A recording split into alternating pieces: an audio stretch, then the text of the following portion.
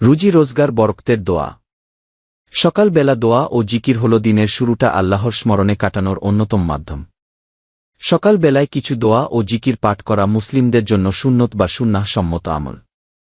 নিচে কিছু গুরুত্বপূর্ণ সকালবেলার দোয়া ও জিকির উল্লেখ করা হল। সকালের দোয়া। আল্লাহুম্মা বিকা আসবাহনা ওয়া বিকা আমসাইনা ওয়া বিকা নাহিয়া ওয়া বিকা নুম ওয়া ইলাইকান নুশুর। অর্থ, হে আল্লাহ, তোমারই দেওয়া সকালে আমরা উপনীত হয়েছি, তোমারই দেওয়া সন্ধ্যায় আমরা উপনীত হব। তোমারই দেওয়া জীবনে আমরা চলি এবং তোমার দিকেই আমাদের প্রত্যাবর্তন।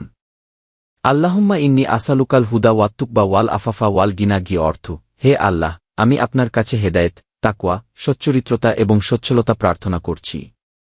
সুবহানাল্লাহি ওয়া বিহামদিহি সুবহানাল্লাহিল আজিম। অর্থ, আমি আল্লাহর পবিত্রতা বর্ণনা করছি এবং তার প্রশংসা করছি, আমি মহান আল্লাহর পবিত্রতা বর্ণনা করছি। সকালের জিকির। লা ইলাহা ইল্লাল্লাহু ওয়াহদাহু লা শারিকা লাহু লাহুল মুলকু ওয়া লাহুল হামদু ওয়া হুয়া আলা কুল্লি শাইইন কাদির। অর্থ, আল্লাহ ছাড়া আর কোনো ইলাহ নেই, তিনি এক, তার কোনো অংশীদার নেই, রাজত্ব তারই এবং হামদ তারই জন্য, তিনি সকল বস্তুর উপর ক্ষমতাবান। আয়াতুল কুরসি, সূরা বাকারার 255 নং আয়াত। এটি সকাল সন্ধ্যা পাঠ করলে শয়তানের কুমন্ত্রণা থেকে রক্ষা পাওয়া যায়। সুবহানাল্লাহ, আলহামদুলিল্লাহ, আল্লাহু আকবার। এগুলো হল আল্লাহর তাসবিহ, তাহমিদ ও তাকবীর। লা হাওলা ওয়ালা কুওয়াতা ইল্লা বিল্লাহ। এর অর্থ হল আল্লাহর সাহায্য ছাড়া কোনো উপায় নেই এবং কোনো শক্তি নেই। উচ্চারণ, সুবহানাল্লাহি ওয়া বিহামদিহি 100 বার। এই দোয়া ও জিকিরগুলো নিয়মিত পাঠ করলে রুজি রোজগার, আল্লাহর রহমত ও বরকত লাভ করা যায় এবং দিনের কাজকর্ম শুরু করার আগে মনকে শান্ত ও স্থির করা যায়। কালো জাদু থেকে বাঁচার দোয়া। কালো জাদু থেকে বাঁচতে মহানবী শাহ এর আমল। কালো জাদু হল এক ধরনের প্রাচীন তন্ত্রমন্ত্র বা অপতান্ত্রিক পদ্ধতি, যার মাধ্যমে অশুভ শক্তিকে আহ্বান করে জীবজগতের ক্ষতি সাধনের চেষ্টা করা হয়। এটি এমন একটি ঘৃণিত কাজ যা ব্যক্তির নৈতিকতা, বিশ্বাস ও মানবিকতাকে ভেঙে দেয়। সাধারণত হিংস্র উদ্দেশ্যে, কারো ক্ষতি সাধনের লক্ষ্যে বা নিজ স্বার্থে এই জাদু প্রয়োগ করা হয়।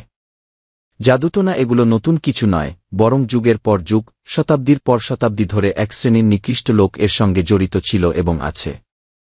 সুলাইমান এর যুগে জাদুবিদ্যার প্রচলন ছিল, তবে তিনি জাদুকর ছিলেন না। তার মৃত্যুর পর কিছু শয়তান জাদুর বই মাটির নিচে লুকিয়ে রেখে মানুষের নিকট গুজব ছড়িয়ে দেয় যে এই বইগুলো সুলাইমান আলাইহিসসালামের শক্তির উৎস। সাধারণ মানুষ তখন বইগুলো বের করে এবং এগুলো শিখে এই নিকৃষ্ট কাজে জড়িয়ে যায়। কিছু মানুষ জিন ও শয়তানের মাধ্যমে কিছু অলৌকিক বা ভেলকি দেখাত। তা দেখে অন্যরাও আকৃষ্ট ও অভিভূত হয়ে যেত। কালো জাদুর প্রভাব ও পরিণতি। এই জাদুর প্রভাবে সুস্থসবল মানুষ হঠাৎ অসুস্থ হয়ে পড়তে পারে, চিকিৎসায় কোনো ফল নাও আসতে পারে, মানসিক ভারসাম্য নষ্ট হয়ে যেতে পারে। এমনকি এটি একটি পরিবার বা একটি চাকরি, ব্যবসা বা সামাজিক সম্পর্ক ধ্বংস করে দিতে সক্ষম। বাড়তে পারে শত্রুতা, ঘটতে পারে অস্বাভাবিক আচরণ বা দুর্ভাগ্যজনক ঘটনা।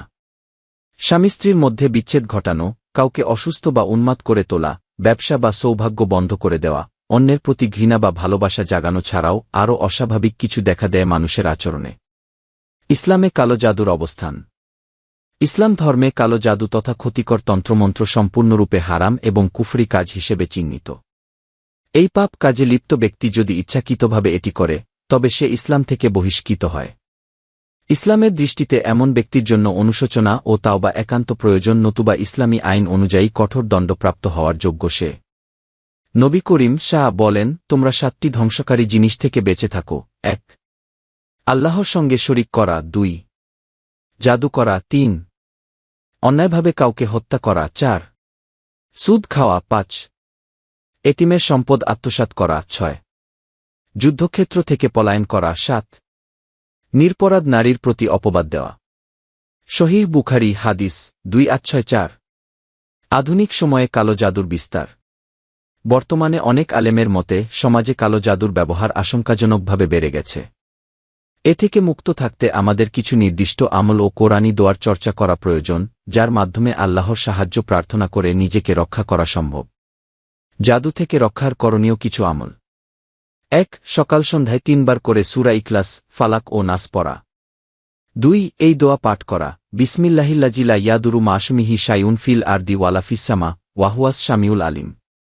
3. ঘুমানোর আগে আয়াতুল কুরসি পড়া। 4 ঘুমানোর আগে সূরা ইখলাস, ফালাক ও নাস পরে ফু দিয়ে সারা শরীরে হাত বুলানো, দিনে 3 বার। 5 সকাল সন্ধ্যায় দোয়া পড়া, আল্লাহুম্মা আফিনি ফি বাদানি, আল্লাহুম্মা আফিনি ফি শামি, আল্লাহুম্মা আফিনি ফি বাশারি। 6 আউযু বিকালিমাতিল্লাহিত তাম্মাতি মিন শাররি মা খালাক পাঠ করা। নবী করিম শাহ এর উপর জাদু ও তার ঝাড়ফুঁকের দোয়াটি পাঠ করা। প্রিয় নবী শাহ এর উপরও একবার কালো জাদু প্রয়োগ করা হয়েছিল। তখন ফেরেশতা জিব্রাইল তাকে নিম্নোক্ত দোয়াটি শিখিয়েছিলেন। বিসমিল্লাহি আরকিকা মিন কুল্লি শাইইন ইউজিকা ওয়া মিন শাররি কুল্লি নাফসিন আও আইনিন হাসিদিন আল্লাহু ইয়াশফিক। বিসমিল্লাহি আরকিক। সহিহ মুসলিম হাদিস 2116। সূরা ফাতিহা সূরা শিফা নামে পরিচিত। এটি আরোগ্যের জন্য উপযোগী।